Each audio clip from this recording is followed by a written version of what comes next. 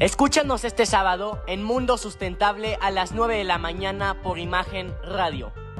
Tendremos como invitado al ingeniero Heriberto Iturbide, gerente de producto de la línea FB Pure Air, y nos compartirá el tema desinfección activa a través de la tecnología de oxidación fotocatálica.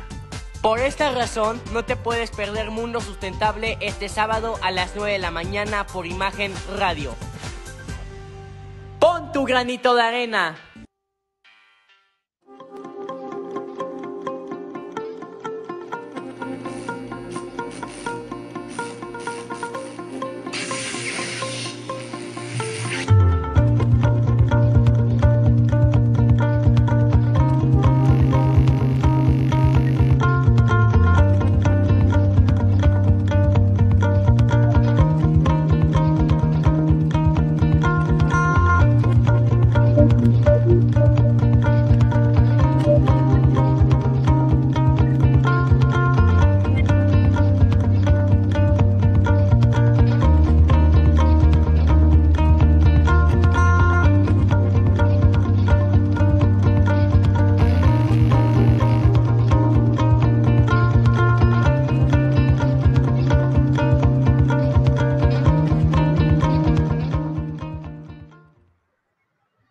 Sean todos ustedes bienvenidos. Les habla de nuevo su servidor y amigo Sergio Rodríguez, presidente de CONACOME, orgullosamente encargado de presentar este programa serial semanal de webinars. Le damos las buenas tardes, ya estamos todos en el aire, a todos nuestros amigos comprometidos de todas las asociaciones de comerciantes de material y equipo eléctrico y el resto del sector eléctrico, de Espoeléctrica Internacional a través de todo México, Centro y Sudamérica, que nos sintonizan y se reportan semana con semana. Esta es su plataforma digital CONACOME Espoeléctrica CONACOME. Queremos recordarles que para todos nosotros es muy importante y nos interesa saber mucho su opinión y comentarios.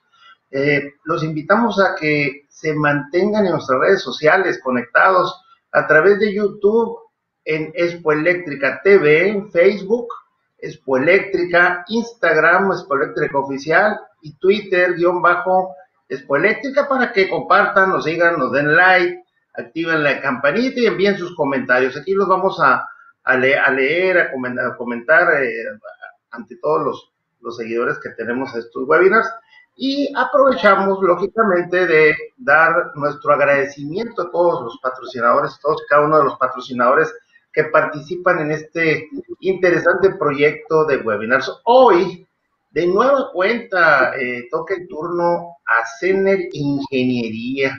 Cener Ingeniería estuvo el martes pasado con nosotros con un muy interesante tema de pararrayos, y en esta ocasión tenemos un tema relacionado con todo esto de la calidad de la energía en protecciones, como es código de red. ¿Quién y cómo debe cumplir con esta disposición obligatoria? Será impartido de nueva cuenta por nuestro amigo Ángel Rubén González Molina, el ingeniero que es ingeniero eléctrico en especialidad de sistemas eléctricos de potencia con la Escuela Superior de Ingeniería Mecánica y Eléctrica, ESIME, del Instituto Politécnico Nacional. Es diplomado en negocios por el Instituto Tecnológico Autónomo de México. Cuenta con una formación técnica en pruebas de altas corrientes de laboratorios, central oficial de electrotecnia en Madrid, España. Colaboró en el desarrollo tecnológico del pararrayo de tercera generación con la marca Sentinel, líder en protección contra tormentas eléctricas. Es director hoy día de la empresa Cener Ingeniería, especialista en seguridad, calidad y eficiencia energética con más de 15 años de experiencia. También es director de la Asociación Mexicana de Ingenieros Especialistas en Hospitales, AMEISAC, y socio de la marca QuickBar, especialista en bancos de capacitores y filtros de armónicas. Bienvenido, ingeniero Rubén González, un gusto de nueva cuenta tenerlo aquí con nosotros en nuestros seriales de webinars. Pues muy interesante el tema que nos tienes el día de hoy también. Sí, así es, mi estimado Sergio, muchísimas gracias nuevamente. Pues un saludo a toda la audiencia hoy que nos acompaña también. Un agradecimiento a todo el equipo de trabajo que está detrás de Expoeléctrica. Es un placer aquí estar nuevamente con ustedes. Este es otro tema que déjame decirte que además tiene una correlación con lo que vimos el martes, que en algún momento podremos identificar durante la charla del día de hoy. Pero bueno, es un gusto aquí estar con ustedes nuevamente. Estoy encantado de participar en este pool de webinars que tienen ustedes organizados y pues bueno, heme aquí listo para arrancarnos. Adelante. Bueno, entonces, pues si ya me das banderazo, me voy de una vez de filo, ¿no? Sí, claro que sí, ingeniero. Bien, pues de nueva cuenta, buenas tardes a todos. Es un placer aquí acompañarlos en este espacio de Expoeléctrica con este tema que, pues, desde hace ya algunos años es una disposición legal. Sin embargo, no está todavía para muchos muy clara. Para otros, incluso ni siquiera es de su conocimiento. Y esto, bueno, pues trae una serie de conflictos desde el punto de vista de cumplimiento. Entonces, el tema es código de red y vamos a ver quién y cómo tienen que cumplir con esta disposición que hoy es de carácter obligatorio. Bueno, pues para esto, lo primero que quiero comentar con ustedes es un pequeño timeline. El código de red como tal no son más que los requerimientos técnicos de conexión y de interconexión con los que deben de cumplir todos los jugadores en el sistema eléctrico nacional. Y bueno, pues en este timeline que platico con ustedes o que quiero presentarles, vamos a ver muy rápidamente una cronografía de los hechos legales que han venido a darle fortaleza a este código de red.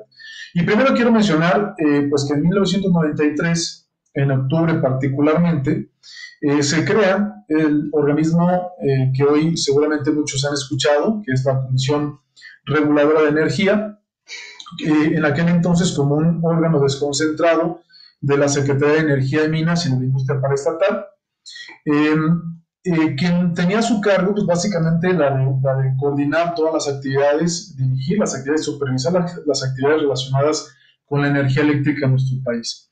Pues bueno, en 1995 se crea la ley de la Comisión Reguladora de la Energía, justamente en la que ya le confieren una autonomía a este organismo y algunas otras responsabilidades, como también el manejo ya de petroquímicos, y más adelante, en 2013, con la reforma energética, que pues su precursor de ello fue Enrique Peña Nieto, se genera este trabajo ahí en ese periodo presidencial, se firma, se publica esta reforma energética y justamente aquí es donde empieza a darle mayor carácter de autonomía, de independencia y obviamente con toda la infraestructura como órgano concentrado a la Comisión Reguladora de Energía. En 2014, entonces se publica la ley orgánica, o la ley de órganos más bien, concentrados en materia de energía. Es decir, uno de ellos justamente la Comisión Reguladora de Energía. Esta ya con autonomía técnica, con operación autónoma y con gestión propia para poder gestionar no solo lo relativo al tema de electricidad, sino también aquello relacionado con petroquímicos, en transportación, manejo y demás, permisos pues en general, y la parte de gas. Entonces, bueno, pues crece la facultad, crece la responsabilidad, y obviamente pues esto le da mayor peso a esta comisión reguladora. En 2016, justamente en abril, se publica el código de red, que es precisamente para el tema del sector eléctrico, las reglas del juego con las que tienen que cumplir todos los que están en la cancha, llamada Sistema Eléctrico Nacional, y nos referimos a todos desde la generación hasta el consumo. Yo tengo una pequeña gráfica, la voy a poner, lo estoy poniendo un poquito más fácil de entender. ¿Y cuál es la intención de este código de red? Pues bueno, particularmente lo que se busca es que todos los que participan de este sistema eléctrico nacional y aquellos que pretendan subirse al mismo o conectarse, ya sea del lado de generación o del lado de la carga, pues garanticen la estabilidad del mismo y que en conjunto todo el sistema como tal pueda operar con la eficiencia, con la calidad, la confiabilidad, la continuidad, la seguridad y la sostenibilidad necesaria para nuestro país como tal. Y obviamente nuestra economía, que dependemos finalmente de ello, ¿no? Bueno, pues este código de red nace en 2016, abril, y le da un periodo de gracia, vamos a llamarle así, a los participantes del Sistema Eléctrico Nacional para que comiencen a gestionar el cumplimiento con estos requisitos que son netamente técnicos. Obviamente consigo trae todos los aspectos legales, por supuesto, para que podamos asegurar que nuestro sistema va a operar bajo estos esquemas que acabamos de mencionar. Y bueno, pues este periodo se vence en 2019, igual en abril, después de haberse cumplido 3 años, en donde el código de red establecía ese periodo máximo para que todos los participantes del Sistema Eléctrico Nacional ya estén cumpliendo cabalmente las condiciones y requerimientos que pide este código de red. Bueno, resulta pues que hoy, bueno, ya no es agosto, ¿verdad? Es que esta presentación también la ocupamos en agosto, pero prácticamente estamos en 2020, a estas alturas ya llevamos 1 año y medio de que se venció el periodo después de la prórroga que les dieron para cumplimiento del código de red, y a la fecha, sin temor a equivocarnos, más del 80% de los participantes o usuarios del Sistema Eléctrico Nacional no estamos cumpliendo, ¿ok? No estamos cumpliendo. Hay un sinfín de situaciones que hemos discutido en varias mesas.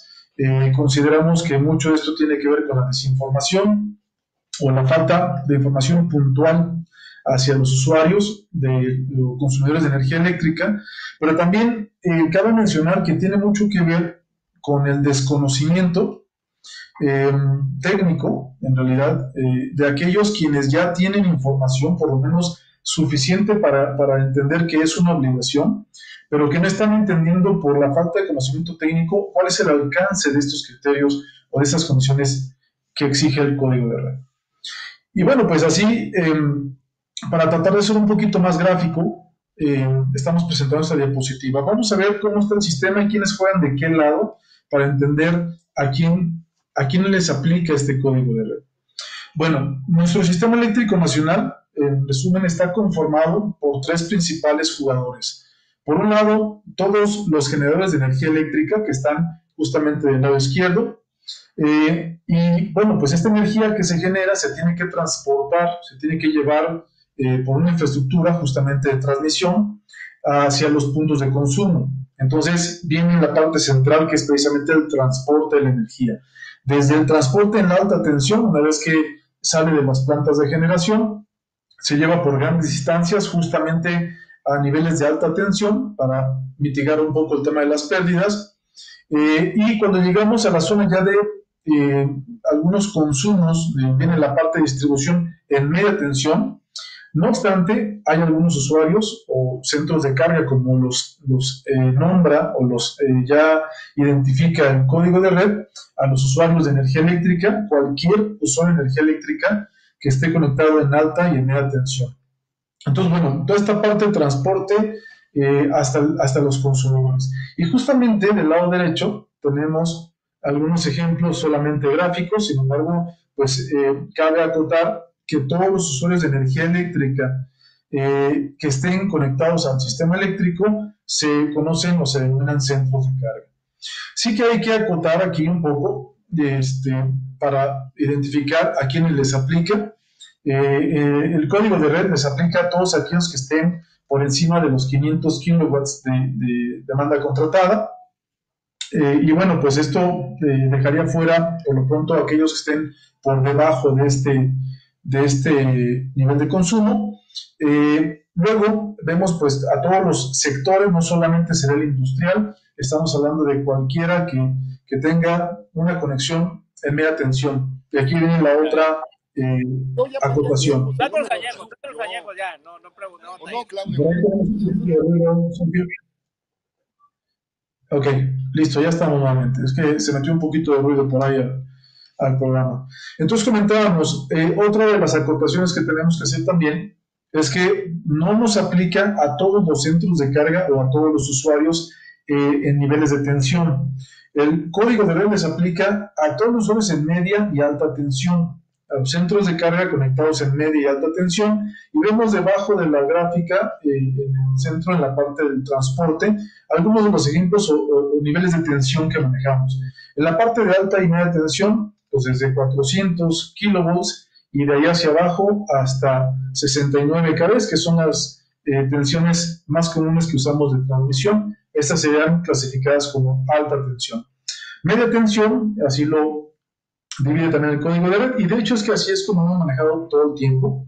34.5, 23, 13.8, hacia abajo son los niveles de media tensión, en donde también aplica los criterios del código de red. Vamos a ver un poquito más adelante cuáles son y cuáles aplican a cada grupo de estos niveles de tensión. Pero también tenemos que acotar algo importante en el sentido del voltaje. Los usuarios que estén en niveles de baja tensión no están obligados a cumplir con el código de red. Entonces, ese es un cuestionamiento que hemos tenido por mucha gente, es una de las inquietudes que hay. El taller, la tortillería que se alimenta a 220 volts directamente de una línea de distribución de CFE, no tiene que cumplir con el código de red. Entonces, bueno, ¿quiénes son los que están obligados a cumplir? Los que tengan, propiamente para que se entienda, una subestación propia que emane del sistema de distribución en media tensión. ¿Ok? Bien. Ahora, vamos a ver un poco del alcance y la aplicación de este código de red.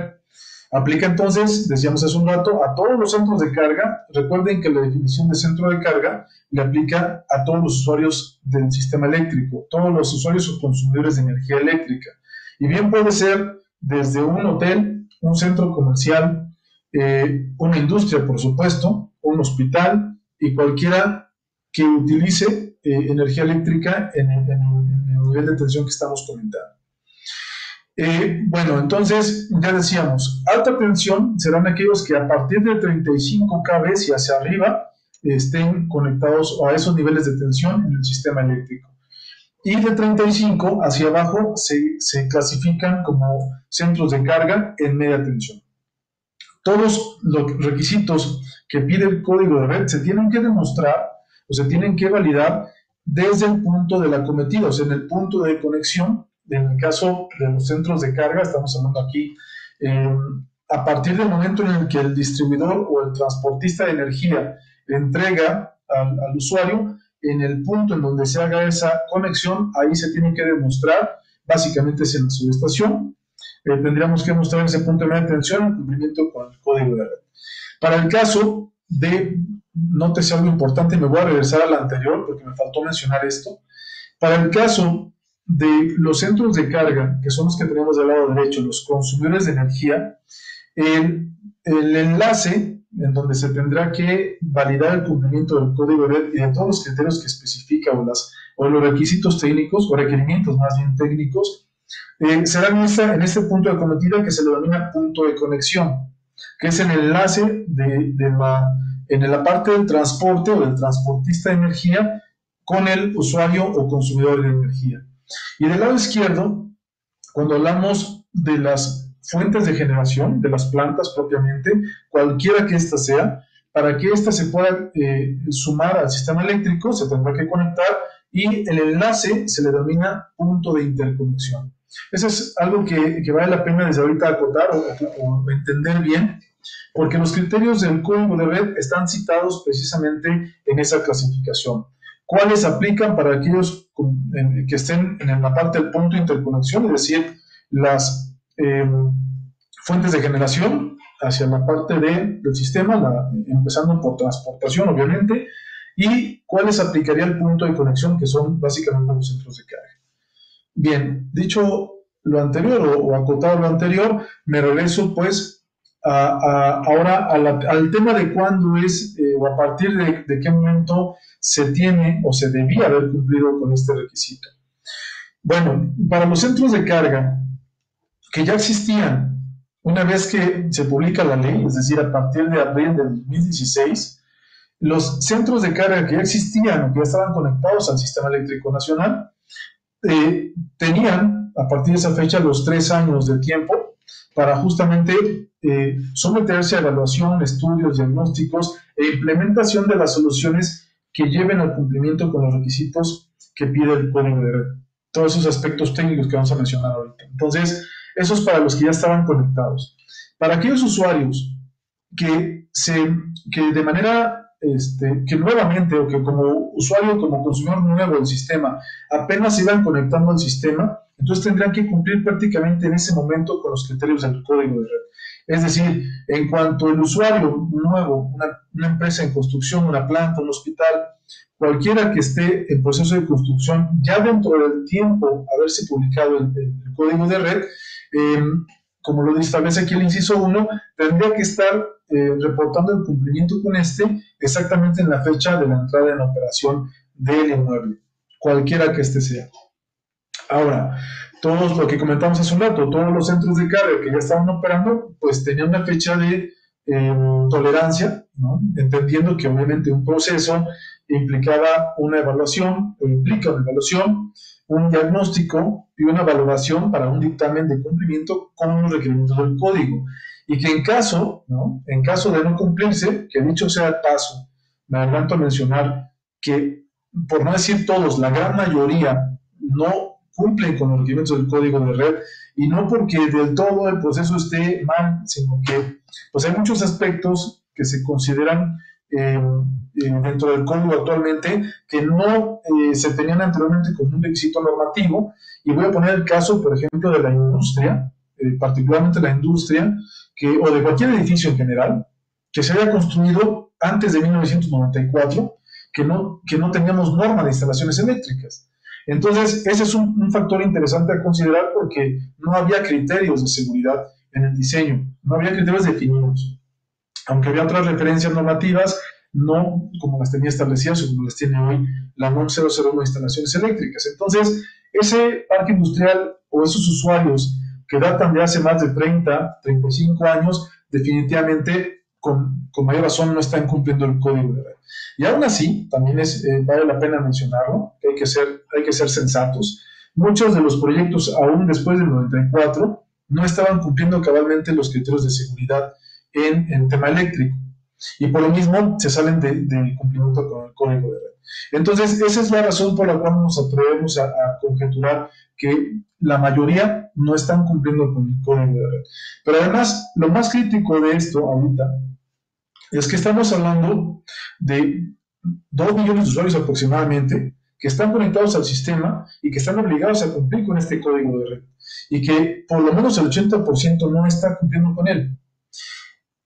Aunado a ello, el hecho de que ya debieron haber cumplido desde 2019, una vez que se cumplió ese periodo de 3 años para poder llevar a cabo un programa, un plan de trabajo para cumplimiento con el código. Entonces, ya estamos a destiempo, ya se nos fue el periodo, abril 19, a la fecha ya pasó 1 año y medio, y muchos centros de carga todavía ni siquiera están enterados de qué se trata el código de red o qué tienen que hacer para cumplir con él. Entonces, si le sumamos a esto el que nos llevamos un periodo para llevar a cabo esos diagnósticos, porque no son estudios sencillos, es prácticamente echarse un clavado a toda la matrix, así le decimos nosotros, a toda la matrix del inmueble, eléctricamente hablando, es decir, todas las entrañas de la instalación eléctrica, y conocer todo el proceso eléctrico, para después evaluarlo a través de estudios y simulaciones que se hacen para ir generando los reportes orientados a los incisos que establecen los requerimientos del código de red. Entonces, esto nos lleva un tiempo. Y súmenle a esto que incluso en algunos casos la experiencia que hemos tenido se puede llevar meses, no tanto porque el estudio per se no se puede ejecutar en 6 semanas o 4 o 5 semanas. El problema en muchas ocasiones, con la mayoría que hemos tenido en nuestro caso en particular, es que el cliente, el usuario o centro de carga en cuestión no tiene la información puntual de su sistema eléctrico. Necesitamos obligadamente un diagrama unifilar actualizado, vigente, con la información de todos los componentes que conforman la instalación electromecánica.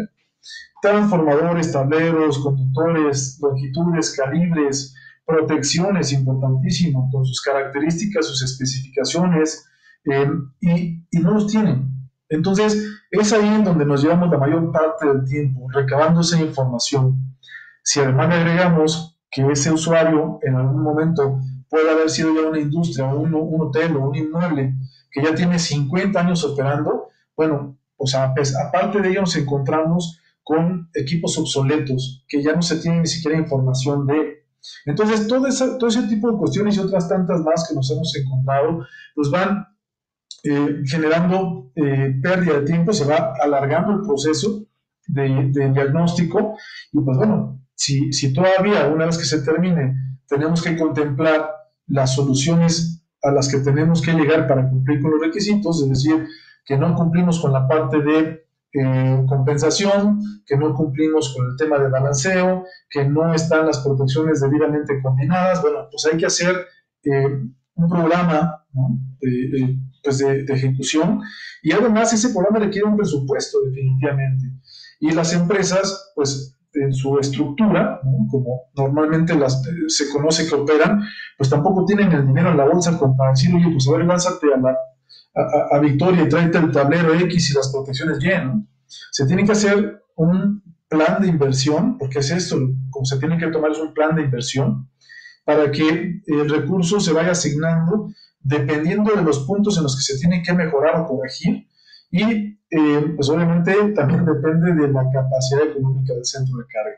Entonces, por eso la autoridad, particularmente la CRE en su momento, determinaron 3 años o le dieron 3 años a estos centros de carga para justamente ir abatiendo todos estos temas que estamos comentando y que obligadamente pues, tienen que pasar por ellos, ¿no?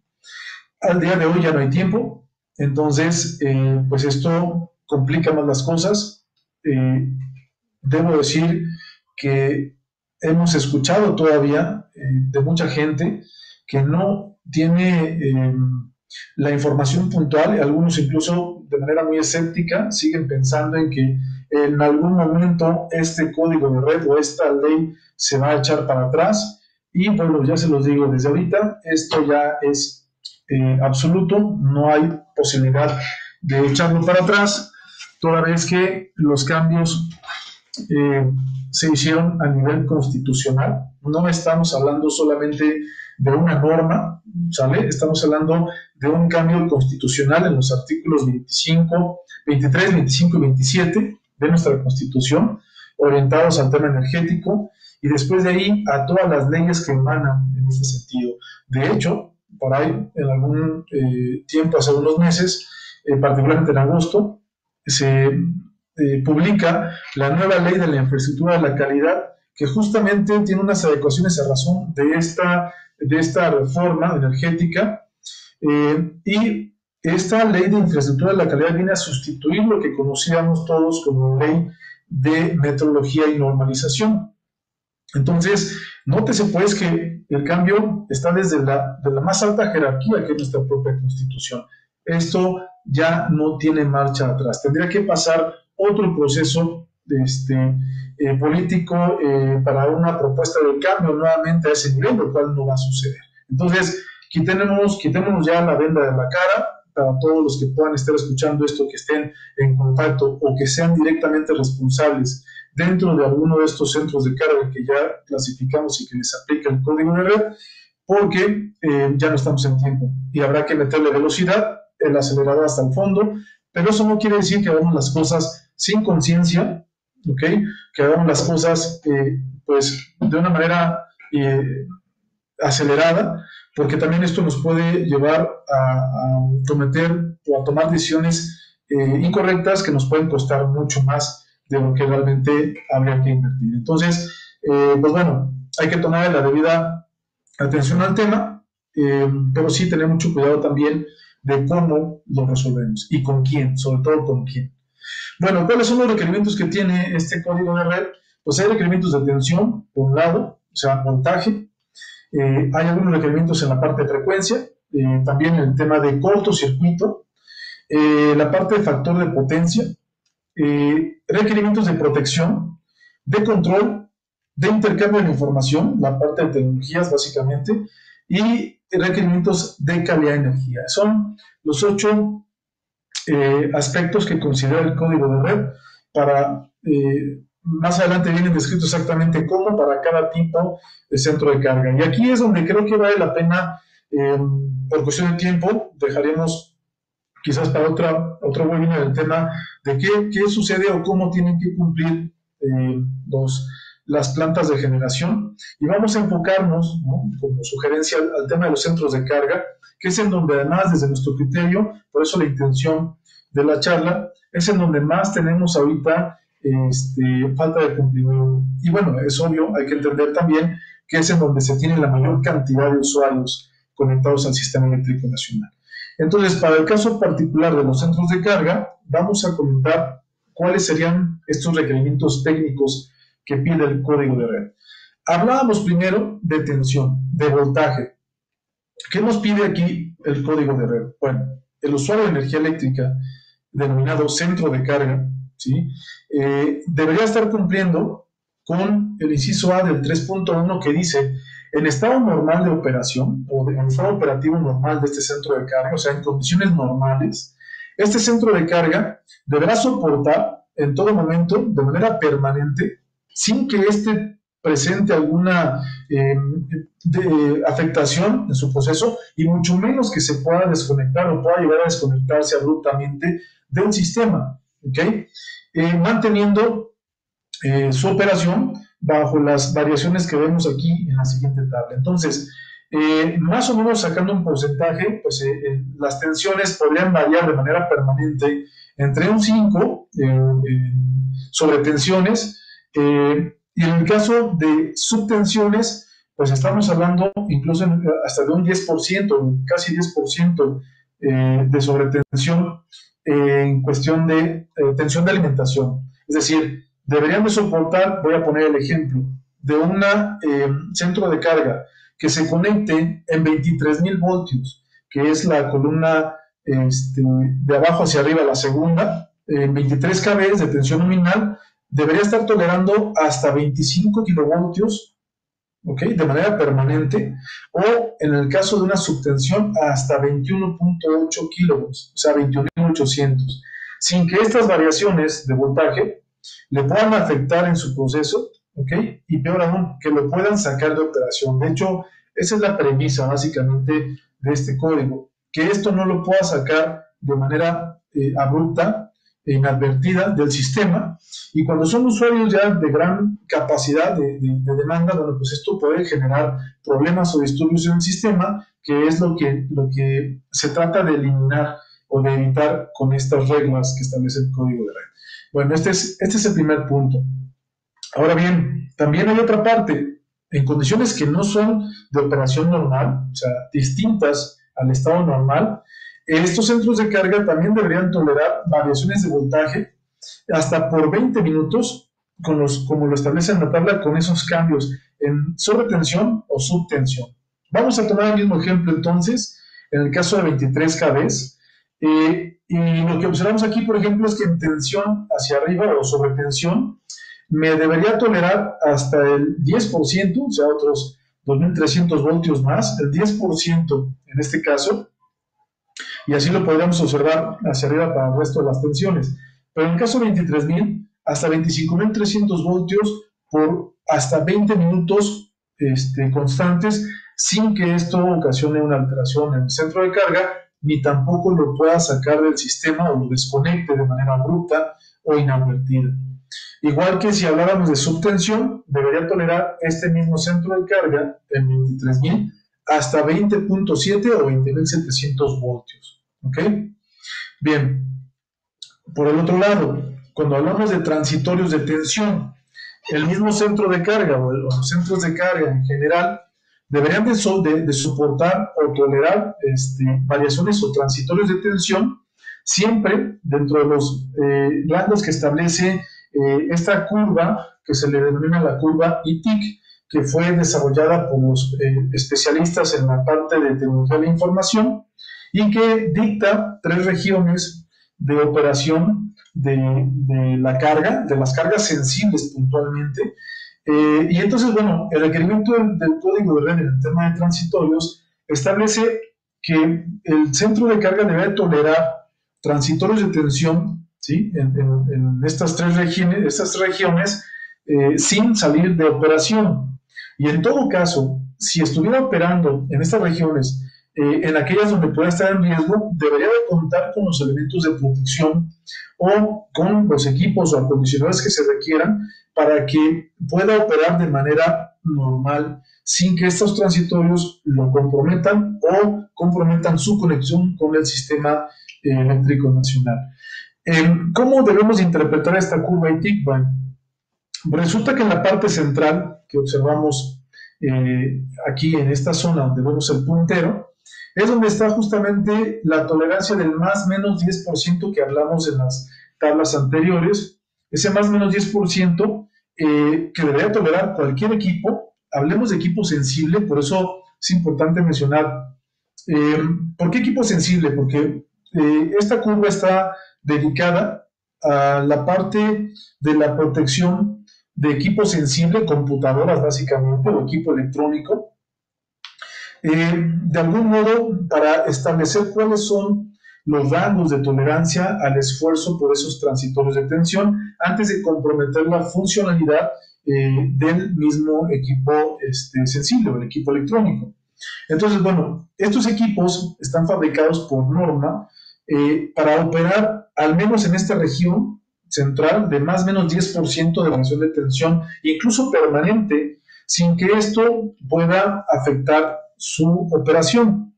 De esta manera se entiende que los centros de carga deben estar operando en esta zona sin ningún riesgo de interrupción. ¿A qué se refiere esto? Bueno, pues a que en algún momento que el centro de carga tuviese algunos elementos de protección electrónica de potencia, básicamente, que esté destinada a medir o a estar monitoreando los niveles de tensión, y que para proteger a la carga sensible, como pueden ser controladores o los mismos equipos de protección de las cargas sensibles, incluso cargas muy grandes podrían ser, o el propio centro de carga con su operación completa, pues ese equipo electrónico puede operar en estas regiones sin sacar o sin abrir el circuito y sacar al centro de carga de operación, o sacar de operación a cargas muy grandes, ¿no?, como pueden ser los molinos, motores, hornos y demás cargas muy robustas que en su salida de operación abrupta puedan ocasionar disturbios al sistema eléctrico más allá del punto de conexión. Esto es lo que prevé justamente esta parte. Ahora, si en el estudio que se haga de calidad de energía resulta que el centro de carga tiene algunos transitorios que se salen de esta zona de funcionamiento sin interrupción y se comienzan a mover a niveles de tensión mayor, pero con duración también más grande, ya hacia las zonas que se conocen como zonas o regiones prohibidas, bueno, debería de contar, obviamente, el centro de carga debe contar con sus protecciones para sus equipos sensibles, necesariamente, pero estas en ningún momento deberían de operar, ¿okay?, sacando al sistema de manera bruta para no meter en conflicto, precisamente generando distorsiones en la red. Igualmente, se podría decir que en la zona baja, esta zona o región de funcionamiento sin daño, podría operar el centro de carga, pero debería contar con esas protecciones, ¿no?, en esta zona, para mitigar esos transitorios sin que pues se salga de operación el centro de carga o pueda mantenerse en algún momento erosionando la funcionalidad o la calidad de los equipos sensibles dentro del centro de carga. Entonces, esta parte es importante. A veces se malinterpreta por muchos. De repente dicen, bueno, si todas mis mediciones están aquí adentro, pues sí cumple, tengo transitorios, están dentro de mi región de funcionamiento sin interrupción, estoy a todo dar. Pero si de repente tengo algunos fuera, bueno, pues podrían suponer que ya no estoy cumpliendo y que entonces se le debe poner tache ahí a este requerimiento. Bueno, la verdad es que cuando tengo esos puntos o transitorios fuera de la región de funcionamiento sin interrupción, es que más bien tengo que considerar que mis esquemas de protección para estos efectos estén dedicados de tal manera que operen para proteger a mi carga sensible, pero que también se mantengan sin afectar o sin sacar al centro de carga las cargas grandes de ese centro de carga de manera abrupta para evitar que estas generen estas distorsiones al sistema eléctrico. Ese es un tema que vale la pena profundizar con detalle. Bien, estos son los aspectos entonces de tensión. Aquí una curva ITIC un poquito más gráfica, ¿no? En donde tenemos justo la región donde está la tolerancia al más menos 10, la región de sobretensión, ¿okay? Donde ya tenemos obviamente una afectación muy probable a los equipos sensibles y donde ya tendría que haber esquemas o equipo de protección. Y la parte de subtensión, en donde, bueno, pues habría que ver hasta qué nivel o hasta qué límite también podría seguir operando los equipos electrónicos, porque hay un rango, después de un cierto nivel estos se salen de operación. Hay todo un esquema de criterios de diseño, de pruebas que deben de cumplir los equipos electrónicos para justamente tolerar estos umbrales hacia arriba o hacia abajo con respecto a la tensión. En el punto 2 que pide el código hablamos de frecuencia. ¿Okay? La frecuencia, que es diríamos que es el parámetro más importante, ¿no? Que mantiene el equilibrio del sistema eléctrico, y esta frecuencia que en todo momento depende primeramente o primordialmente de la fuente. Ahí es donde se genera esta frecuencia, este suministro de tensión o de energía con una frecuencia controlada todo el tiempo. Y bueno, pues después depende de la carga también, en algún momento de ambas, que esta frecuencia se mantenga. Entonces, aquí de repente puede haber una variación de la frecuencia en función de la entrada o salida de cargas de gran tamaño al sistema, y para esto, bueno, pues nuestro propio sistema, entre más anillado se encuentre, va a ser más conveniente porque va a permitir que entren o salgan cargas motrices, o en el caso de generación, para poder compensar hacia arriba o hacia abajo la frecuencia. Pero bueno, ¿qué dice con respecto al centro de carga? Pues que deberá tolerar variaciones de frecuencia en los dos criterios que maneja de sobrefrecuencia o subfrecuencia, ya sea de manera permanente o hasta por 30 minutos constantes en casos drásticos. Entonces, dice primero que el centro de carga debería soportar de manera permanente, sin que esto tampoco comprometa su operación, ni tampoco saque de operación de manera inadvertida o abrupta a este centro de carga, es decir, que no lo desconecte abruptamente, porque esto puede traer variaciones, ¿no? o disturbios drásticos hacia el sistema eléctrico que pueden afectar, depende de la posición en la que se encuentre en la red, pueden afectar, por lo menos en el caso de los centros de carga, a los vecinos alrededor. ¿Okay? Y se trata entonces de establecer un compromiso en donde todos tengamos las mismas reglas para garantizar la estabilidad de los vecinos y del sistema como tal, que al final de la fiesta todos son parte del mismo. Entonces, en el caso de una frecuencia permanente o sobrefrecuencia, hasta por 1 o más o menos 1 Hz, es decir, 1 Hz hacia arriba, 61 o 59 de frecuencia hacia abajo, de manera permanente. ¿Okay? Y también deberá tolerar hasta por 30 minutos continuos variaciones de hasta 2.5 Hz hacia arriba o 2 Hz hacia abajo. Eso es lo que se establece como requisito en el tema de frecuencia. Ahora, en la parte de cortocircuito, bueno, pues aquí lo que establece es que para el tema de aquellos centros de carga en alta tensión, se tendrán que basar en los datos o en los cálculos y la información que emana o que emite el Centro Nacional del Control de Energía, el CENACE, que de alguna forma podemos decir estaría controlando a todos aquellos de manera directa que estén en alta tensión. ¿Okay? Entonces, CENACE estaría publicando de manera periódica los valores de cortocircuito en los diferentes puntos en alta tensión, para que los centros de carga en la cercanía los tomen como referencia y a partir de aquí establezcan o determinen o seleccionen o dimensionen también todos sus equipos con relación a esta capacidad de cortocircuito y también establezcan los criterios de coordinación de protecciones. ¿Okay? Ahora, ¿qué pasa con los usuarios de media tensión? Bueno, pues estos dependen más bien del transportista, bueno, del distribuidor de media tensión, quien estaría manejando ya pues tensiones de 34.5 y hacia abajo, como hemos comentado. Y este distribuidor o transportista de media tensión tendría que también calcular y publicar los valores de cortocircuito en los diferentes nodos para que el usuario o centro de carga en la cercanía o en la dependencia de ese nodo tome esos datos como referencia para hacer lo mismo. Calcular sus equipos, dimensionarlos, ¿no? Con el caso de las protecciones, la parte de alimentadores, por supuesto, y también con ello llevar a cabo su coordinación de protecciones. Bien. En el caso también pues, de este requerimiento de cortocircuito, esta publicación de los valores de cortocircuito, tanto en alta tensión como en media tensión, que por un lado serán publicados por el SENACE y por otro lado en media tensión por el distribuidor, se tendrán que hacer a más tardar, o más bien lo hacen de manera anual en el periodo, dice aquí, de mayo, y para efectos del programa de desarrollo del Sistema Eléctrico Nacional con un horizonte a 6 años. Entonces, el distribuidor, una vez que el SENACE publique los de alta tensión, el distribuidor tomará la información y tendrá 60 días para hacer lo mismo y publicar la información en la parte de media tensión.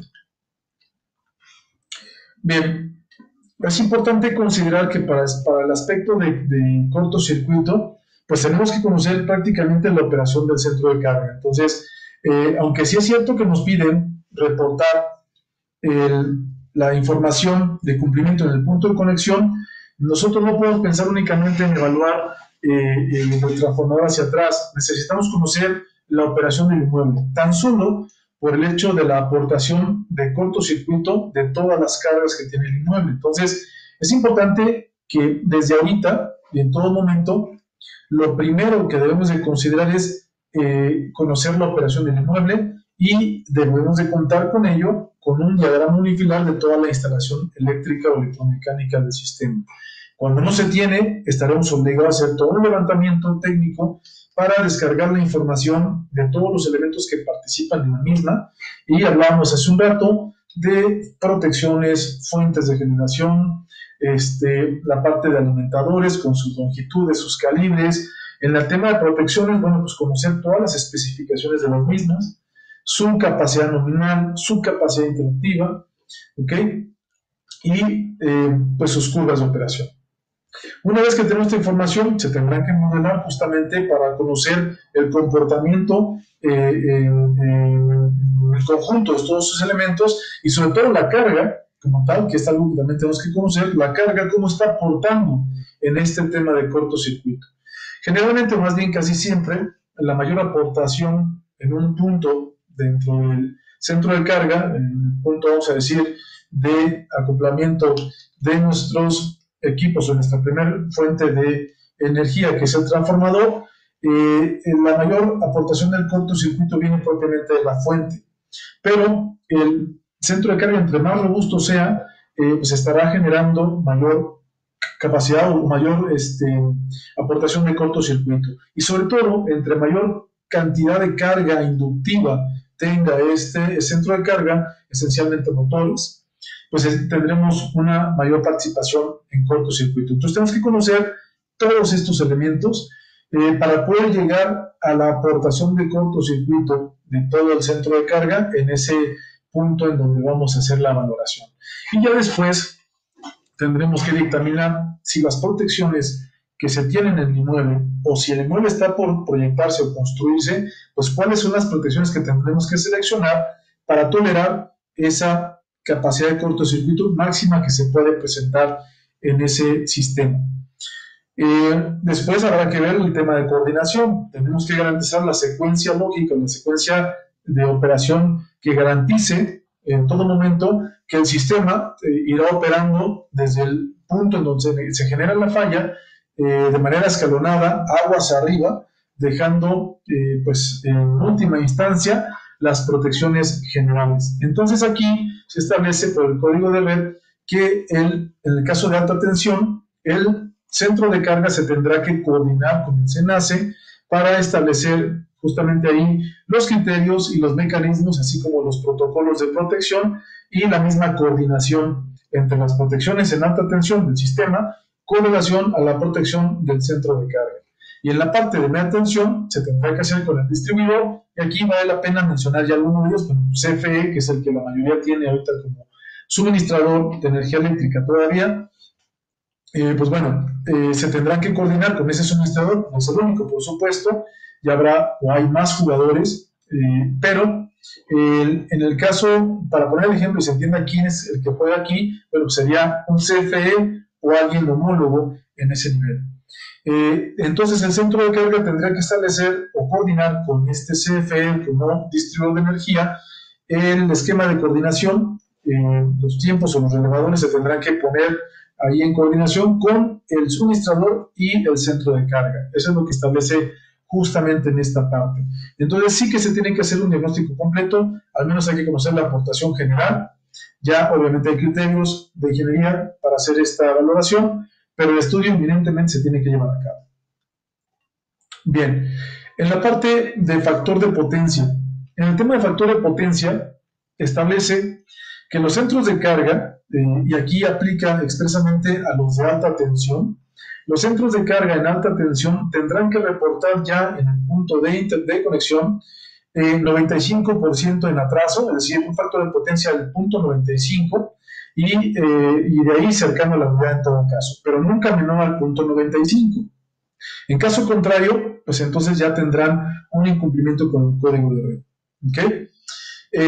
Las mediciones ya serán en un régimen de 5 minutal, ya no será por promedios en el tiempo como se hacían o se siguen haciendo en el caso de media tensión, ya serán 5 minutales y será reportado entonces el 95% del tiempo, es decir, voy a tomar muestras cada 5 minutos del factor de potencia y el 95% de las muestras que estemos tomando de medición durante el periodo de facturación, que son ese mes, deberá estar reportándose factor de potencia arriba del 95, del punto 95. Si por alguna razón menos del 95% de las veces de las muestras que se han tomado reportan menor factor de potencia, estamos en incumplimiento, ¿de acuerdo? Y el otro criterio que establece este código de red para aquellos usuarios en alta tensión es que además esto será en los primeros 10 años. Después de esos 10 años, en el 2027, 2027, prácticamente 2026, si el código nació en 2016, 10 años posteriores son 2026, entonces ya tendrá que reportar este centro de carga punto 97 y hasta la unidad, con el mismo criterio de la medición 5 minutal y manteniendo un factor de potencia al menos el 97% del tiempo del periodo de facturación. Ahora, ¿qué pasa con los centros de carga en media tensión? Ojo, porque sí es cierto que no les aplica el criterio del 95% ahorita. El factor de potencia se va a medir en los nodos de calidad de energía, es decir, prácticamente se van a medir en las subestaciones de distribuidor de energía. Y aquí, entonces, ¿quién va a determinar básicamente cuándo, cómo o en qué momento van a definir si se mantiene el 90, que hoy están obligados a cumplir aquellos centros de carga por debajo de 35 o de 34.5 kVs, y después a qué se van a hacer acreedores? Pero para ponerlo en un contexto más claro, hoy la obligación es punto 90, ¿sí? Pero eventualmente es un hecho que el suministrador comenzará a exigir ese mismo criterio del punto 95 con el mismo criterio de la medición 5 minutal. ¿Por qué? Porque él está obligado a reportarlo justamente en ese punto de medición, en ese punto nodal, que son básicamente las subestaciones de distribución. Entonces, si está obligado a reportarlo ahí como un distribuidor, necesariamente en algún momento va a obligar a todos los centros de carga conectados o alimentados o suministrados por este distribuidor a cumplir con ese mismo criterio. Eso es algo que de repente se confunde por ahí y muchos usuarios, como siempre, ¿no?, con la intención de también ver de qué manera, ok, pues estoy obligado a hacerlo y bueno, pues ya lo tengo que hacer, que no hay otra forma. Si no los obligamos, no hay otra forma de hacerlo, es una realidad. Y seguiríamos teniendo una economía con centros de carga en incumplimiento, que trae obviamente problemas de eficiencia en la operación, pero también de eficiencia de calidad y ahora de seguridad de nuestro sistema eléctrico. Entonces, tenía que meter como una exigencia esta parte, pero también creo que los centros de carga lo tienen que ver como una oportunidad. No se trata de ver a qué estoy obligado a cumplir y en dónde me zafo. No me toca factor de potencia porque no dice que tengo que cumplir 95. Sí, pero ¿qué crees? Que el factor de potencia, de no cumplirlo, por lo pronto ahorita el 90, bueno, pues sí te hace quebrar una multa, eventualmente habrá que llegar al 95 obligadamente, porque esa es la tendencia cuando no sabemos.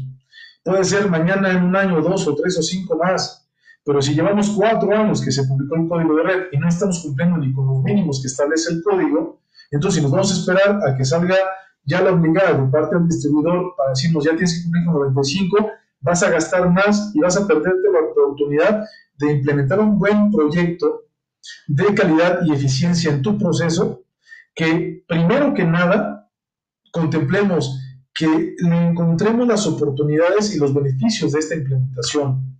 Antes que pensar en la obligada de cumplir con el código, ¿no?, esa de que, ya es a la fuerza y tengo que cumplir, pues ni modo, ¿no? Si no me multan, como el caso de los impuestos. ¿Por qué no lo hacemos bien? ¿Por qué no lo hacemos ordenadamente? Pero ahora, como usuarios del sistema eléctrico, como consumidores de energía, como centros de carga, hay muchas ventajas de cumplir este código de red. En el caso del factor de potencia, llevar nuestro sistema al punto 97, al punto 99, de entrada, nos va a permitir regular tensión. Luego esto nos va a ayudar a balancear cargas o a regular el balanceo de cargas también de nuestro sistema eléctrico. Va a desahogar nuestras fuentes de energía, nuestros transformadores. Por lo tanto, en primer lugar, nos va a permitir pues, tener mayor capacidad de instalación. Segunda, nos va a permitir también pues, desahogar calibres, permitir que las protecciones operen de manera más ordenada y que no se disparen de manera inadvertida, porque estamos en el límite de temperatura. ¿Okay? En fin, hay muchos aspectos. Si sumamos todos estos, señor industrial, vamos a llegar a un punto en el que todo se traduce en dinero. Entonces, dejemos de estar buscando que no cumplo, que no me obligue, ¿no? Y peor, dejemos de estar malinterpretando y pensando que como no dice y no soy de alta tensión, no me aplica. Bueno, ya les digo, en muchos casos no les dice directamente que les aplica, pero si no corregimos el tema de la compensación o del factor de potencia, se agravan otros temas, como el tema de balanceo de corrientes, ¿no?, que sí tiene que ver con el tema de calidad de energía.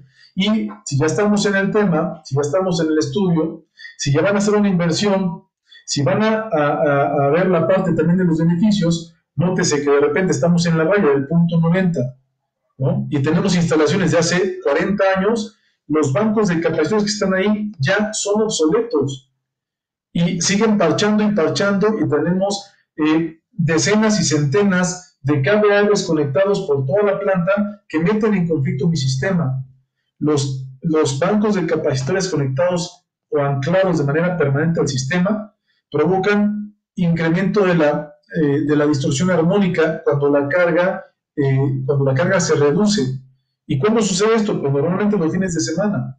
Entonces, son muchos aspectos que se tienen que considerar. Entonces, yo creo que dejemos de cuidar los centavos y vamos a atender los pesos en este sistema, en esta situación. El código de red es un requerimiento obligatorio, sí, no había otra forma de hacer que se metieran en cintura todos los participantes de este sistema eléctrico nacional, pero además es una oportunidad, y particularmente para los centros de carga, es una oportunidad para eficientar y optimizar su proceso, tener beneficios que reduzcan la inseguridad de la operación, ¿no?, en el sentido, por ejemplo, de las protecciones. En un cortocircuito, una de esas explota la protección y ya me quemó todo el tablero y lo que viene adelante del tablero, porque mi marco o mi capacidad introductiva, de esa protección estaba por debajo de la capacidad o el nivel de cortocircuito que se presentó en ese momento. Para eso son estos estudios y para eso la implementación de este tipo de soluciones que se establecen como requerimientos del código de red, entre tantas más, ¿no? Entonces, además de incrementar mi seguridad de mi sistema, incrementar la continuidad de mi proceso, lo cual va a reducir sustancialmente los paros de producción y con ello las pérdidas cuantiosas justamente en la parte económica del proceso por aspectos eléctricos mal cuidados. Y si nos seguimos con ello hay muchos más beneficios. Entonces, vamos a dejar de estar viendo por dónde me zafo de cumplir con algunos aspectos del código para no gastar tanta lana, ¿no? Porque la verdad es que al final de la fiesta ya han gastado mucha lana hasta ahorita. Algunos siguen pagando todavía absurdamente multas por bajo factor de potencia. A estas alturas, ya para nosotros en particular, resulta un poco extraño ver empresas que estén pagando multas por bajo factor de potencia. Ya ni siquiera vamos a ver el que tengan sus bancos, como platicábamos, 10, 15 banquitos por ahí insertos en pedazos porque le fueron dando ahí al dale a ver cómo compensaban, sino que más bien ya ni siquiera tienen estos equipos o los sacaron de operación porque ya les generaban problemas de sobretensión, problemas de distorsión armónica, que hoy con los avances tecnológicos, pues ya los procesos obligadamente comienzan a implementar desde hace 2 décadas con mayor participación la electrónica de potencia, en la automatización, en el control de procesos y pues ya la distorsión armónica que está generando estos bancos fijos en el sistema empiezan a meter en conflicto esas cargas electrónicas. Entonces ya es una complicación por todos lados. Entonces esto es una oportunidad para los centros de carga, usuarios en general de energía eléctrica, a que optimicen su proceso, a que hagan, además de que están obligados, se haga con una intención de traerle un beneficio a este centro de carga y de paso cumplamos con el código de red. Entonces, pues esa es una invitación para tratar de verlo de una manera más positiva y con una conciencia técnica además en ese sentido. En el tema también de los requerimientos de protección, para irme ya rápido todo el tiempo, pues bueno, aquí se establece pues que los puntos de conexión de los centros de carga en la red de transmisión o en la distribución deben de contar con esos esquemas de protección, ¿okay? En tanto no se tenga más bien una norma oficial mexicana, pues se establece abajo algunas referencias de normas de tipo sectorial, básicamente normas de referencia CFE, con las que de momento se tendrán que cumplir, mientras se generan estos documentos técnicos necesarios para ser más puntuales en estos esquemas de protección.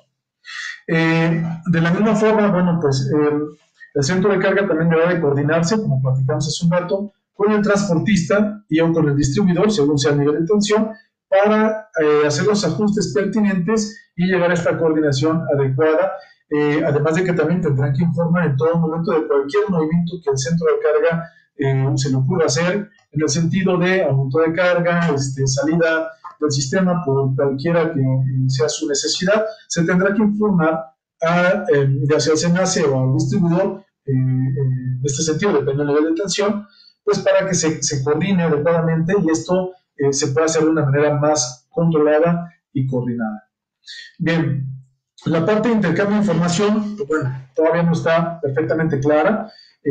Sí, para lo que son los que aplican en alta tensión. Sin embargo, todavía hay algunos aspectos por ahí a nivel de distribución de cómo se va a manejar, no está bien definido, son cosas que todavía creo que falta por dejar más claro en alguna parte el cumplimiento de estos criterios, pero básicamente esto de las tecnologías de la información, los famosos TICs, van a establecer las condiciones por las cuales el centro de carga se va a comunicar por un lado con el SENACE como controlador del sistema para mantener el monitoreo en todo momento, ya sea esta telemetría como se le conoce en el medio, y bueno, pues en alguna situación, pues el mismo controlador, es decir, el SENACE pueda tomar la determinación de alertar o incluso en un caso crítico hasta desconectar el centro de carga. Esto es algo que todavía está acotándose, pero bueno, pues habrá que atenderlo, lo tiene que dictar propiamente la autoridad, en este caso tendrá que ser el SENACE y bueno, lo tendrá que hacer, si son los centros de carga de tensión, lo tendrá que hacer saber el distribuidor o habrá que coordinarlo en conjunto con el distribuidor y el SENACE.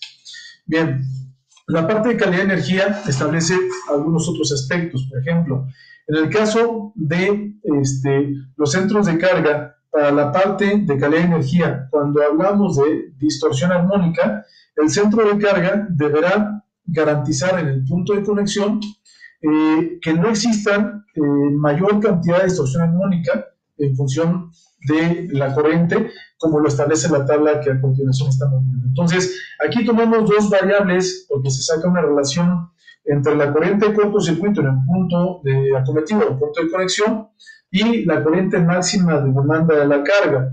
Esta corriente máxima IL, que aparece por aquí en la primera columna, o sea, la corriente de cortocircuito, que es la que justamente tenemos en el punto de acometida y que nos proporciona ya sea el CENACE para alta tensión o el distribuidor para la media tensión.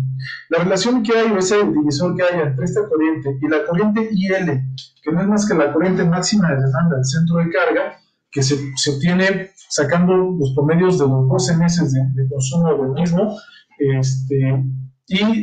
esta relación me va a dar un factor en donde caiga este factor en clasificación.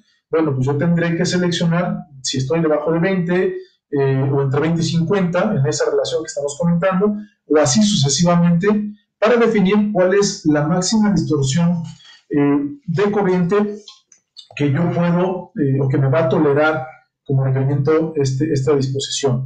Voy a poner el ejemplo del primer renglón para aquel centro de carga cuya relación de corriente de cortocircuito respecto a la corriente máxima de demanda sea menor a 20, entonces yo debería reportar un máximo de distorsión armónica del 5%, ¿de acuerdo? Y ese 5% deberá estar compuesto por armónicas que estén del orden de la frecuencia onceava y hacia abajo, en las impares, es decir, la novena, la séptima armónica, la quinta y la tercera, deberían de ser en suma no más del 4%, ¿de acuerdo? Entendemos que la distorsión armónica pues es un valor en corriente en función de la corriente nominal, pero con una frecuencia que es múltipla de la frecuencia fundamental, en n veces dependiendo del nivel de armónico. Una armónica de tercer orden sería 180 Hz en función o como base de la frecuencia fundamental. Entonces, así sucesivamente, para armónicas que van de la onceava y a la 16ava, me toleraría hasta máximo el 2%, pero la suma de todas ellas no debe ser mayor al 5%. ¿Okay? Esta tabla aplica expresamente para aquellos centros de carga que estén en tensiones menores a 69 kV. Y como el criterio también de calidad de energía en distorsión armónica, hablamos de distorsión armónica, solamente le aplica a los de alta tensión, entonces cuando hablamos de centros de carga de 69 hacia abajo, solamente aplicaría de 69 y hasta 34,5 o 35 kV, ¿ok?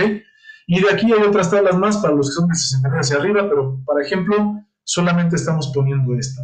Bien, el otro requerimiento pues tiene que ver con la parte del flicker, ¿ok?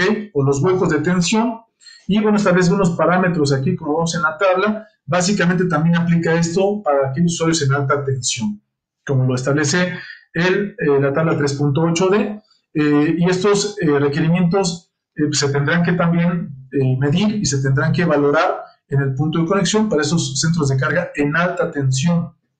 No le aplica a media tensión.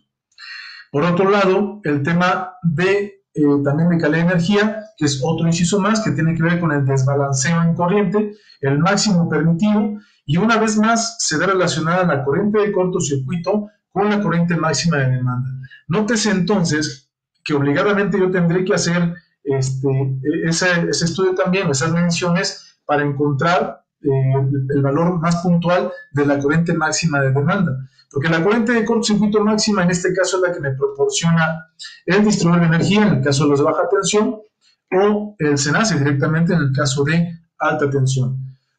¿Vale? Pero bueno, la IL o corriente máxima de demanda sí que la tengo que medir en mi centro de carga, la tengo que comparar preferentemente con los 12 meses facturados para tomar el valor más desfavorable, que ese es el criterio que establece el código, considerar el valor o los escenarios más desfavorables para que en todo caso de ahí hacia abajo nunca o tengamos todas las variables controladas en una operación anormal.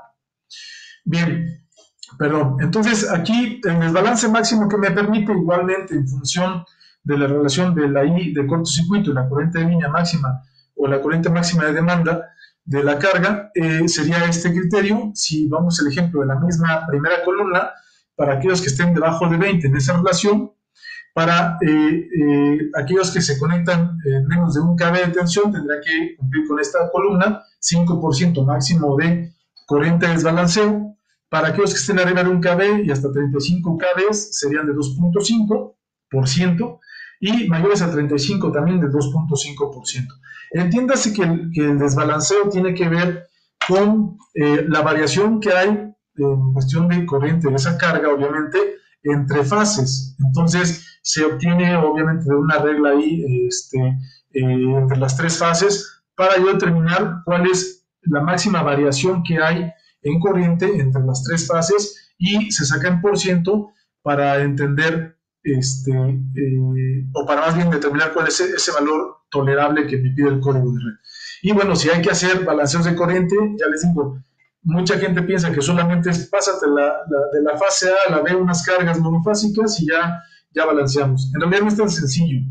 A veces incluso es más complicado hacer eso, porque cuando las cargas son muy dinámicas, pues yo puedo mover unas cargas de uno al otro, pero en realidad es que desde el punto de vista algebraico me puede funcionar, pero ya en la práctica no, porque dependen del proceso.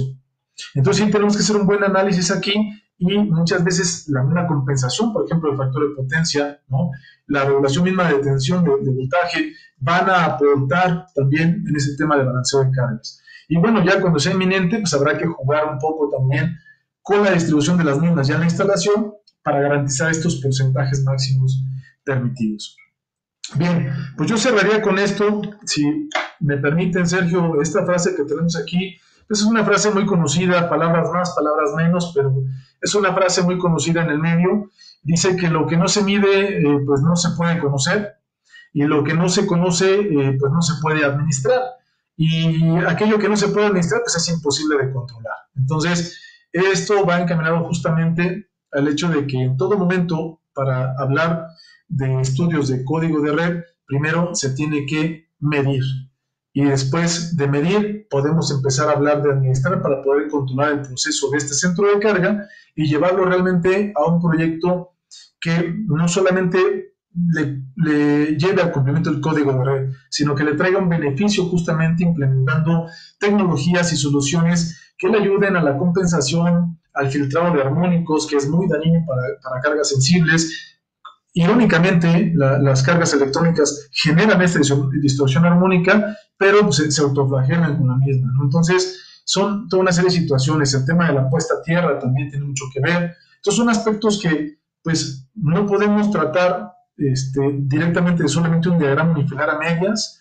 Hay que conocer el proceso, nos tenemos que involucrar con él, hay que medir, hay que hacer estudios de calidad de energía para hacer comparaciones, hay que hacer simulaciones también, y pues hacer una serie de ejercicios hasta llegar al punto de determinar en qué situación se encuentra el centro de carga y compararla contra los parámetros que pide el código de red, y con ello determinar si está o no en cumplimiento. Si no lo está, bueno, pues habrá que establecer o generar ya un proyecto de ingeniería que nos lleve a encontrar la solución técnica y tecnológica que meta en el marco de cumplimiento ese parámetro que esté fuera. Entonces, pues con esto yo me despidiré, Sergio, agradeciendo nuevamente a nuestro público.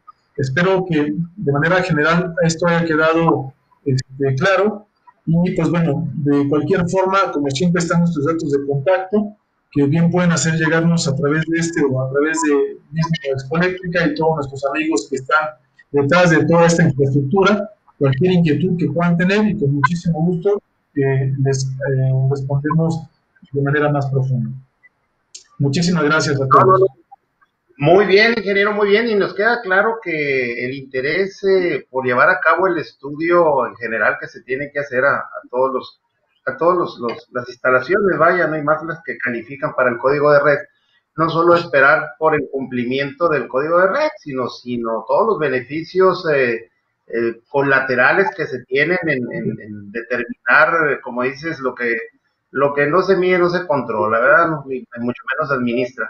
Entonces sí nos queda claro, yo creo que varios de nuestros seguidores que tienen relación directa con sus clientes y que les piden todo este tipo de estudio, pues tienen ya un camino de solución a través de ustedes, ¿verdad? Con el ingeniero de CNCR.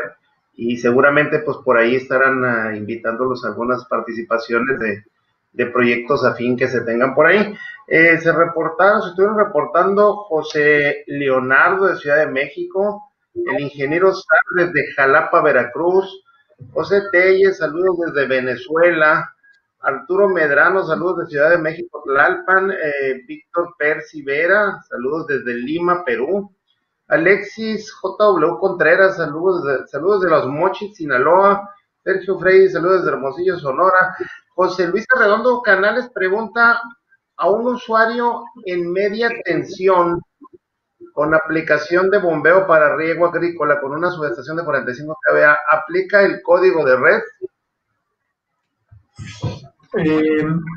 Pues no, prácticamente no. Si no estamos hablando de 500 kVA hacia arriba, digo, habría que ver cómo está puntualmente conectado, pero desde nuestro punto de vista no le aplicaría. Si estamos hablando de que tiene un transfo ahí de 45 kVA, pues habría que revisarlo, ¿no? Al final sigue siendo un usuario de media tensión, ¿ok? Hay de repente por ahí algunas inquietudes que todavía tenemos todos, debo de admitirlo, muchos de los que estamos en esto involucrados, todavía tenemos algunos aspectos que tenemos que pulir en cuanto a criterios, pero tendríamos que evaluar el centro de carga definitivamente. Eso es lo que comentábamos hace un rato. O sea, necesitamos echarnos un clavado al centro de carga, ¿no? Incluso habrá que conocer su demanda contratada, ¿no? El nivel de tensión, en fin, hay que hacer un análisis previo para determinarlo. Perfecto, también se reporta Nemesio Cárdenas, saludos desde Monterrey, Martín Villanueva Serrano, buenas tardes, ingeniero, disculpe, para el cálculo de cortocircuito se debe utilizar el método de la IEEE o de la IS.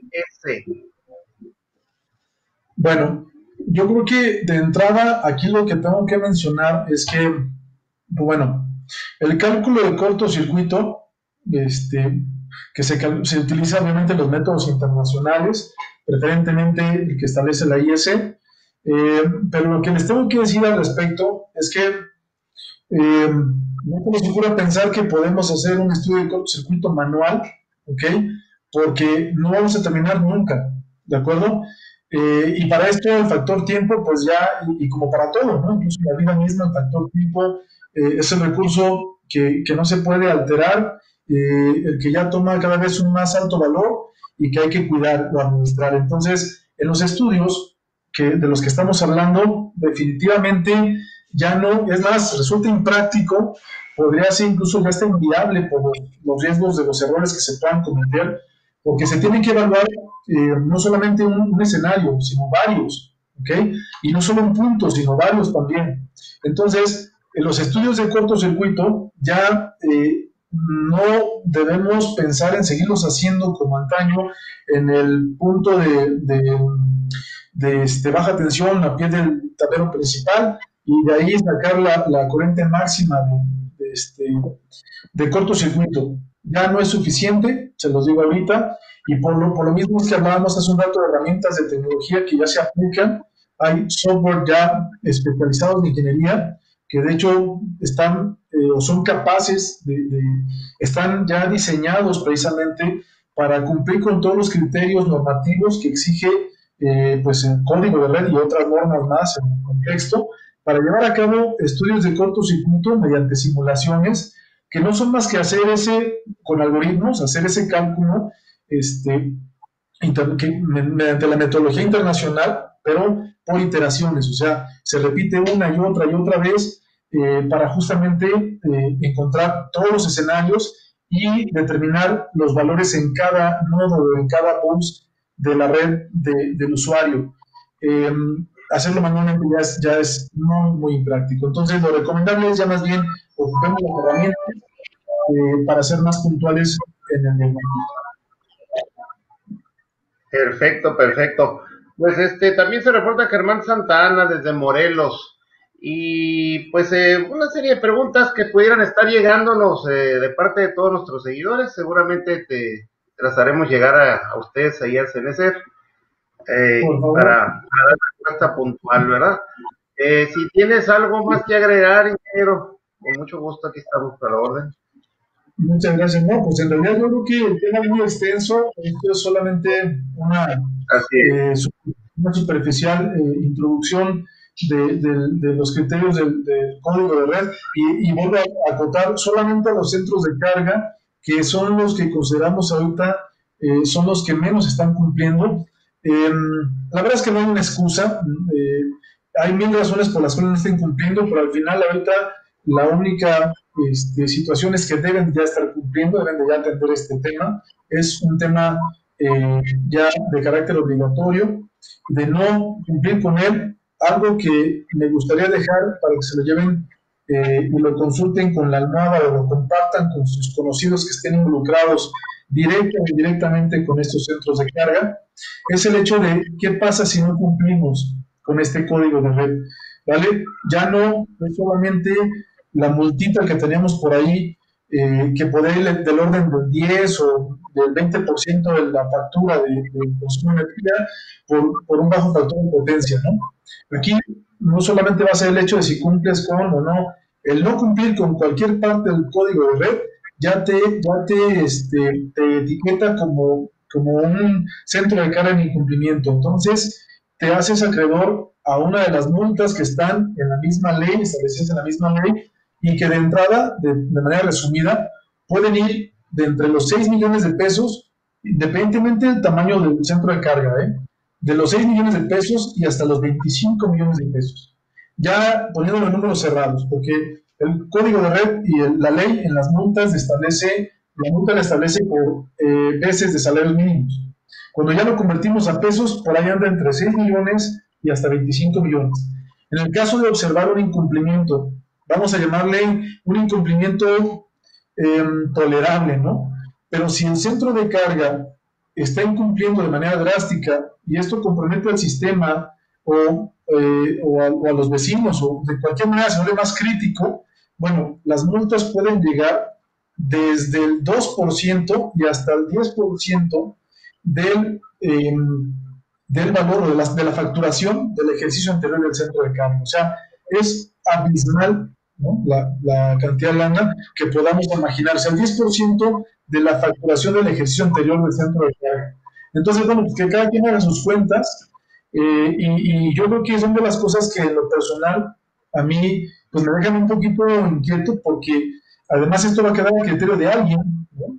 Alguien, la comisión reguladora obviamente, que es la que va a determinar el tamaño de la multa, sí, pero en ese rango que estamos comentando, pero va a ser alguien físicamente al interior de la CRE quien va a definir de cuánto le va a tocar la multa en función de lo que a criterio de ellos consideren del incumplimiento del centro de carga. Entonces, si lo ponemos en una balanza, en hacer un estudio ahorita de código de red, en promedio, para no poner meternos en un conflicto ahorita de tamaños de centros de carga, pero no le va a costar más allá del 10% de lo que le costaría la multa más baja, que estamos hablando ahorita de 6 millones de pesos, ¿no? Y enseguida, probablemente, para muchos centros de carga, les va a salir más barato invertir en ese estudio e invertir en la solución cumpliendo con el código de red que pagar la multa más baja que serían unos 6 millones de pesos. Entonces, así está el punto. Así que yo diría, no esperemos más, empecemos a atender este tema.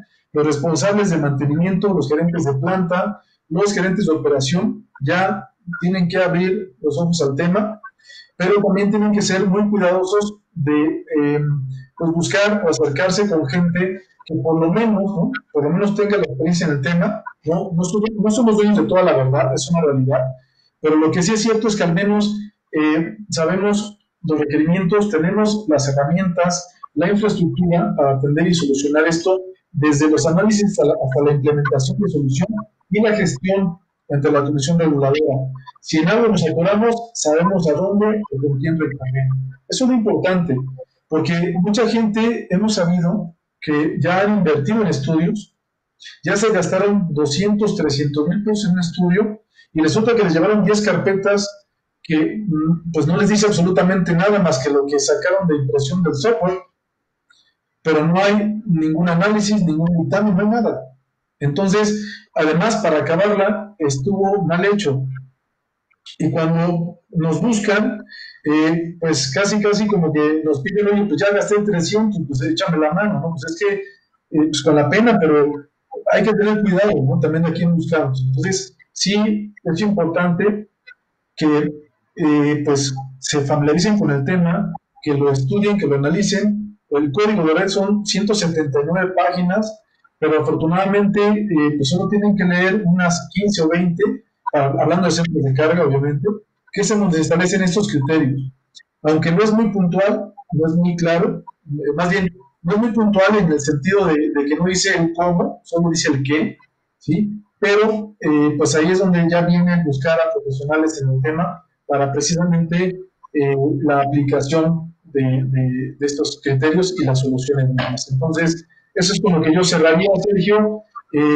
Pues les agradezco nuevamente el espacio, un abrazo a todos, encantado de participar aquí con esta plataforma de Escoeléctrica de Conacome, y bueno, pues estoy a la orden, seguramente ya por ahí tenemos cocinando, o más bien otros webinars, ya están hechos los temas, ya los hemos impartido desde hace muchos años atrás. Pues me da mucho gusto estar nuevamente con ustedes profundizando en estos temas, ya de manera particular con algunas soluciones del código R y con otros temas más que están por ahí en nuestro portafolio de servicios.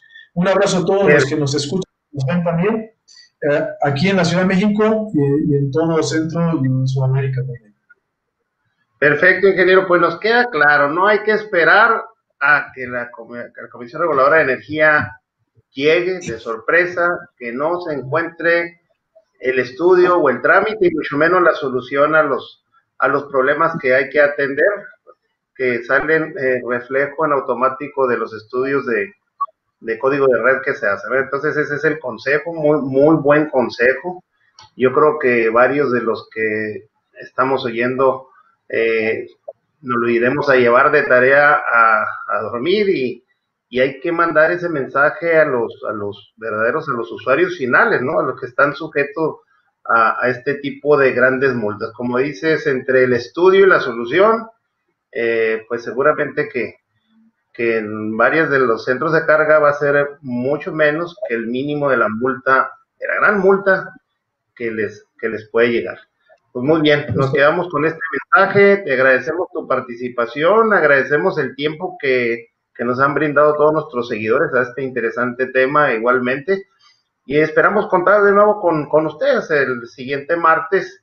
En nombre de todas las personas que hacen posible esta plataforma de propio, pues nos despedimos y les agradecemos, no sin antes recordarles que mañana tendremos la repetición, 10 de la mañana, hora de Ciudad de México, por esta misma plataforma. Mañana también se tiene Vanguardia Deportiva, todo lo que es en el mundo de los deportes a través de esta misma plataforma. Sábado Mundo Sustentable a través de Imagen Radio, 9 de la mañana, con interesantes temas, ¿verdad? Entonces, señores, pues buenas tardes y buenas noches en cualquier parte de la República Mexicana donde se encuentren, Centro y Sudamérica. Saludos, los esperamos y hay que seguirnos cuidando porque la situación con la pandemia se ve difícil. Saludos. Hasta luego. Hasta luego.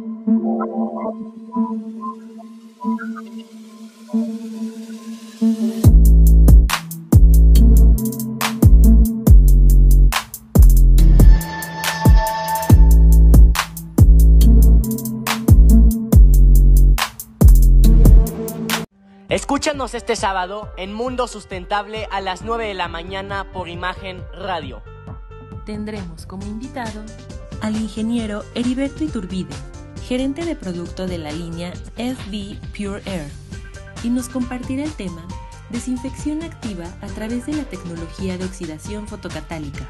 Por esta razón, no te puedes perder Mundo Sustentable este sábado a las 9 de la mañana por Imagen Radio. ¡Pon tu granito de arena!